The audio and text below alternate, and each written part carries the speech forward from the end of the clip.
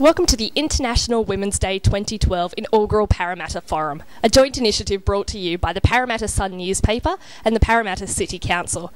Today we'll be having an informal chat with some leaders in Parramatta about empowering women in key industries such as business, finance and community. We'll be joined today by the Lord Mayor of Parramatta, Lorraine Wern, by the MP for Parramatta, Julie Owens, by ICE's Creative Enterprise Manager, Indu Balachandran, by the Women Investment Club founder, Meena Wahai, and by Parramatta's Citizen of the Year, Rosemary Karaoke Fife. Yes. And now there are these vibrant, strong women and fashions coming out. They're phenomenal. They're really good fun. They're really good fun. A lot of leadership positions expect women to mimic the journeys that men have made. So the way to get to the top is the way the men have done it. I genuinely don't think that that works for women, and many women opt out of that journey because we're not comfortable. I'm not comfortable doing it the way I see the men around me do it, and it's not because it's wrong, it's just not how I operate. But the challenge women face, and to go back to the earlier question of whether things are easier for women now compared to the past, I think it's getting more difficult because there's a lot more information out there and a lot more decisions need to be made.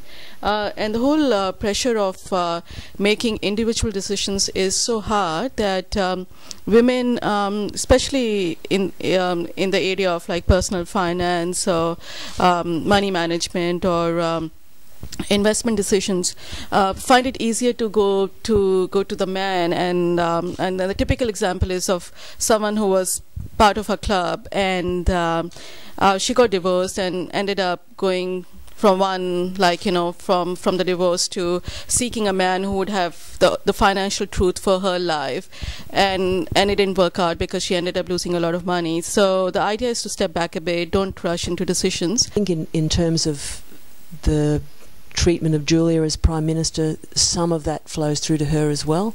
There are certainly things said about the Prime Minister that I would never have thought would have been said about a male Prime Minister. And the media's inability to recognise the constant chant from the opposition of every time she stands up we get the slag and the bag. Not slagging and bagging, which is the usual use of those words, but we get the slag and the bag. And that's like, 50 times in every question time, just sort of slightly less than a volume you can hear. So I just the inability of the media to actually see that this is a different form of language, and the inability, I think, of them to see the level to which a lot of the community discourse now about a range of issues has reached the level of what would be called bullying in any other workplace. People who now think it's acceptable behaviour to talk to members of Parliament for no other purpose than to inflict hurt, to just be malicious. There is no point in it except ugliness. Women, because I work with the women, and why I work with the women is because it's easier. If you educate that woman, she goes back to the house and educates the husband and educates the children. As women, we want to see women in positions behaving and working in a way that inspires us. And there aren't enough women generally in those positions, and there are even less women from culturally diverse backgrounds in those positions. So who do we role model to?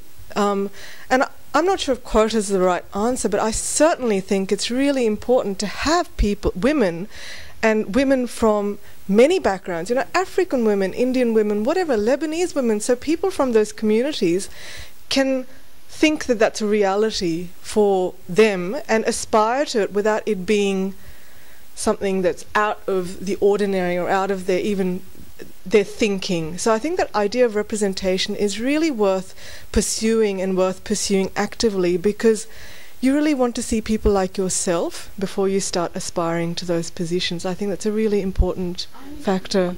As to whether it's changed for women in the last 20 years, yes it has, but I think there's got to be an acceptance of the fact that there is still a glass ceiling.